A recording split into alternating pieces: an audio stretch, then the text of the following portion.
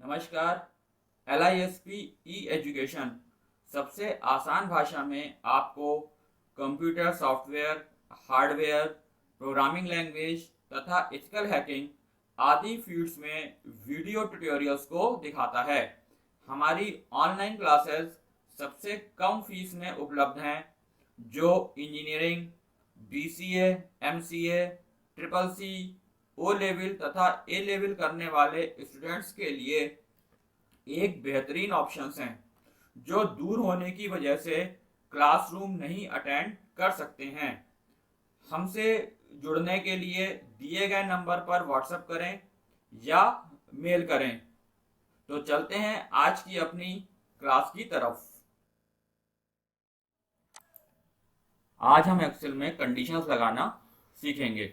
अभी तक हमने एक्सेल में सिंपल फार्मूला लगाना सीखा, जैसे रेट और क्वांटिटी को मल्टीप्लाई करके अमाउंट निकालना हो या अमाउंट का 10% डिस्काउंट निकालना हो। इसमें हमें सिंपल फार्मूले की ज़रूरत पड़ी, लेकिन कभी कभी हमें किसी फार्मूला वैल्यू को कंडीशंस के अकॉर्डिंग कैलकुलेट करने की ज़रूरत पड़ती है।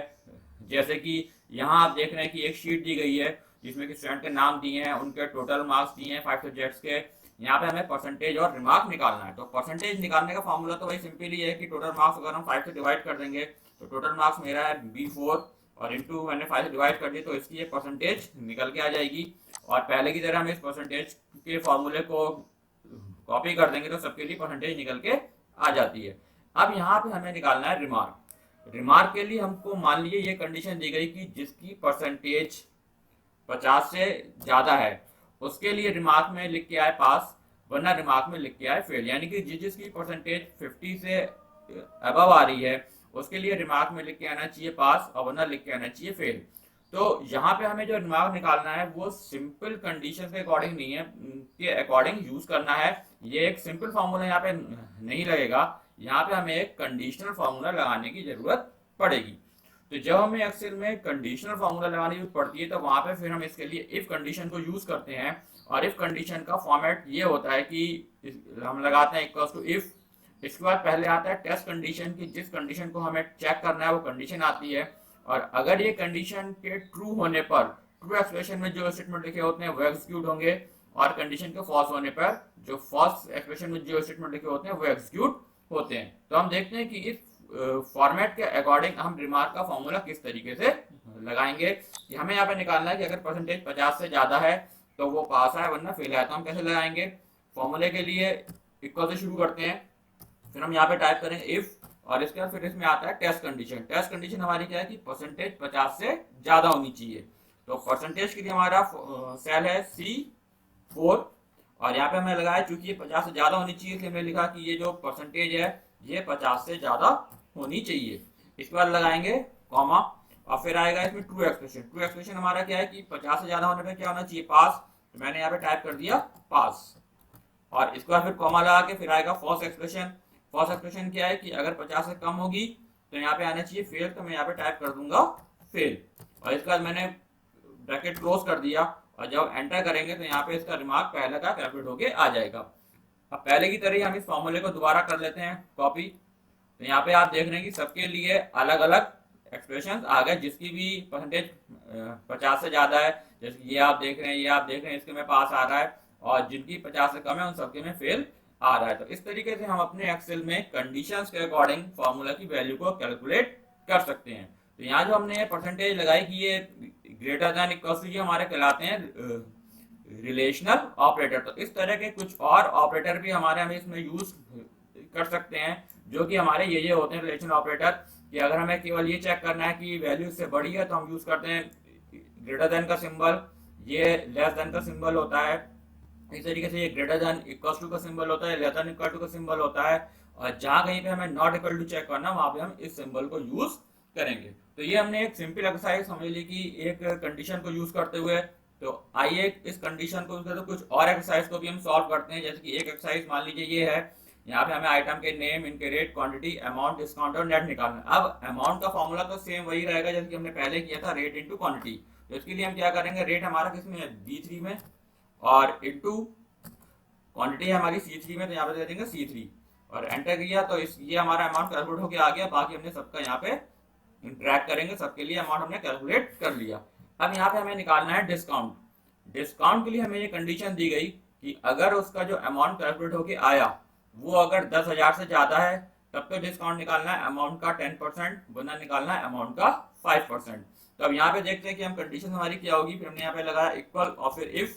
पहले आती है कंडीशन। कंडीशन हमारी दी हुई है कि अमाउंट अगर 10,000 से ज्यादा, तो अमाउंट का हमारा सेल कौन सा है, D3। तो मैंने यहाँ पे दिया D3 और ग्रेटर देन इक्वल टू मैंने यहाँ पे दिया 10,000, 10,000 और कॉमा तब कितना निकालना है अमाउंट का 10%, यानी कि अमाउंट हमारा फिर यही सेल आ जाएगा D3 और इसका 10% यानी कि 10% ये निकाल लिया। और वरना कॉमा लगा के फॉल्स कंडीशन क्या है, अमाउंट का यानी कि D3 का कितना 5%, तो 5%। और फिर मैंने यहाँ पे ब्रैकेट बंद कर दिया और एंटर करेंगे तो इसका पहले का डिस्काउंट निकल के आ गया। यहाँ आप देख रहे हैं फॉर्मूला ऊपर लिख के आ रहा है कि अगर आपका D3 यानी कि अमाउंट 10,000 से ज्यादा है, ये 1,000 हो गया। मैं इसको यहाँ पे भी सही कर सकता हूँ, 10,000 लिख दिया और एंटर करेंगे तब आप देखेंगे कि ये आपका सही हो गया फॉर्मूला कि अगर अमाउंट 10,000 से ज्यादा है तो निकालेगा अमाउंट का 10%, वरना फिर अमाउंट का 5%। और अब हम इसको वापस कॉपी कर देंगे। तो ये सबके लिए डिस्काउंट निकल के आ गया। अब आप देख रहे हैं कि जिसका भी 10 से ज्यादा है इसका 10% निकला, और ये देख रहे हैं आप 10,000 से कम है इसलिए इसका 5% निकल के आया है। इस तरह से हमें निकालना नेट अमाउंट। नेट अमाउंट हमको सिंपल दिया, अमाउंट माइनस डिस्काउंट, यानी कि इसमें कोई भी कंडीशन नहीं लगेगी और ये सिंपल आपका फॉर्मूला लगेगा अमाउंट। अमाउंट का सेल है हमारा यहाँ पे D3 और माइनस डिस्काउंट का है हमारा E3। यहाँ पे दे दिया E3, एंटर करेंगे तो इसके लिए नेट अमाउंट निकल के आ गया। और फिर हम इसको इस तरीके से ड्रैग करके फॉर्मूले सबके लिए कॉपी कर सकते हैं। ठीक है, आइए एक एक्सरसाइज को और देखते हैं इफ के लिए। जैसे कि हमारी ये है कि यहाँ पे नाम दिए हुए हैं और यहाँ पे उनके रैंक दिए हुए हैं। M मीन्स मैनेजर और E मीन्स मान लिया हमने एग्जीक्यूटिव। यहाँ उनकी सेल दी हुई है और यहाँ पे हमें उनके लिए इंसेंटिव निकालना है। तो इंसेंटिव का फॉर्मूला हमको ये दिया गया कि जिनके भी रैंक M है, यानी कि जो भी आपके मैनेजर रैंक के लोग हैं, उनकी जो इंसेंटिव निकलेगा सेल का 20%, वरना सेल का 10%। तो यहाँ पे हम फॉर्मूला लगाएंगे फिर से इक्वल टू और इफ। और फिर यहाँ पे आएगी आपकी टेस्ट कंडीशन हमारी क्या, रैंक। रैंक का हमारा सेल है ये B3, यानी मैंने यहाँ पे दिया B3 इज इक्वल टू, यहाँ पे दिया मैंने अगर M है वो। अब यहाँ पे हमें ये ध्यान रखना है कि जब कभी भी हम किसी कंडीशन में हमें कोई टैक्स चेक करना होता है तो उस टैक्स को हम डबल कोट्स में रखते हैं, और जहाँ पे हमें टैक्स नहीं चेक करना होता है, कोई नंबर लेना होता है, वो हम विदाउट कोट यूज करते थे। यहाँ पे मुझे जो कि चेक करना था इसका रैंक M और M एक टैक्स वैल्यू, इसलिए मैंने इसके दोनों तरफ डबल कोट्स को यूज किया। तो अगर आपका रैंक M है तो हमें कितना निकालना है, सेल का 20%, यानी कि सेल है हमारा C3 और यहाँ पे करेंगे इंटू 20%, यानी कि 20%, और वरना कॉमा, और अगर M नहीं है तो कितना निकालना है, सेल का 10%, तो सेल का सेल फिर वही आ जाएगा आपका C3 और फिर इंटू कितना 10%, ये 10%। ब्रैकेट बंद करी, एंटर करेंगे तो पहले के लिए कैलकुलेट होके आ गया और फिर हम सबके लिए कॉपी यहाँ से कर सकते हैं।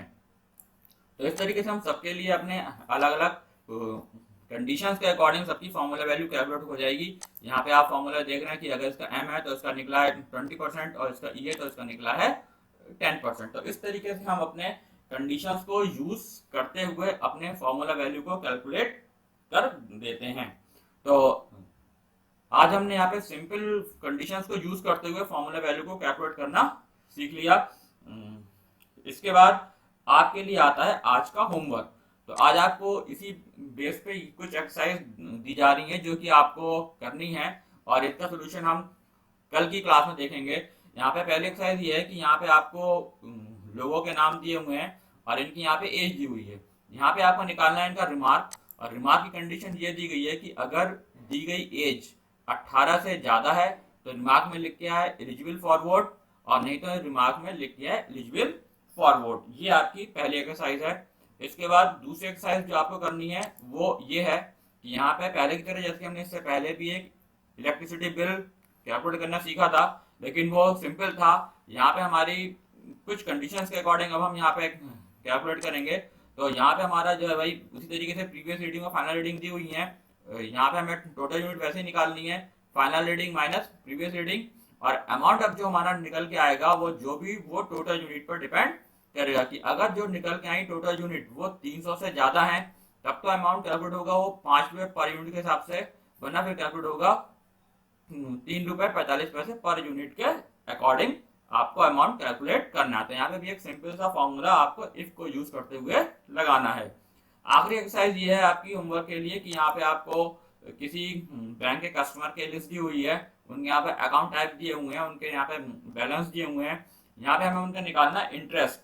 इंटरेस्ट का फॉर्मूला ये दिया गया कि अगर उसका अकाउंट टाइप एस है तब तो उसका जो इंटरेस्ट निकलेगा वो निकलेगा बैलेंस का 4%, और वरना फिर निकलेगा बैलेंस का 3.3%। यहाँ पे भी आपको इंटरेस्ट में एक कंडीशन लगानी है, इस कंडीशन के अकॉर्डिंग आपको इंटरेस्ट की वैल्यू को कैलकुलेट करना है, और जो नेट बैलेंस है उसका फॉर्मूला ये रहेगा कि बैलेंस प्लस इंटरेस्ट। ये आपको ये एक्सरसाइज करनी है और इसका सोल्यूशन हम कल की क्लास में अपना देखेंगे।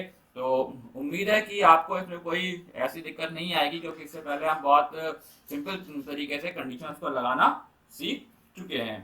तो आज की क्लास में हमने एक्सेल में कंडीशंस को लगाना सीख लिया। एक्सेल में कंडीशंस का बहुत यूज होता है, क्योंकि प्रैक्टिकली मोस्टली फॉर्मूले किसी ना किसी कंडीशन पर ही बेस्ड होते हैं। कल हम इसके आगे मल्टीपल कंडीशंस के बारे में पढ़ेंगे। तो हमारे इस वीडियोस को दूसरे लोगों तक पहुंचाने में सहयोग करें, जिससे उन्हें भी इन वीडियोस का लाभ मिले। इसके लिए वीडियोस को ज़्यादा से ज़्यादा शेयर करें, लाइक करें और सब्सक्राइब करें। Thank you.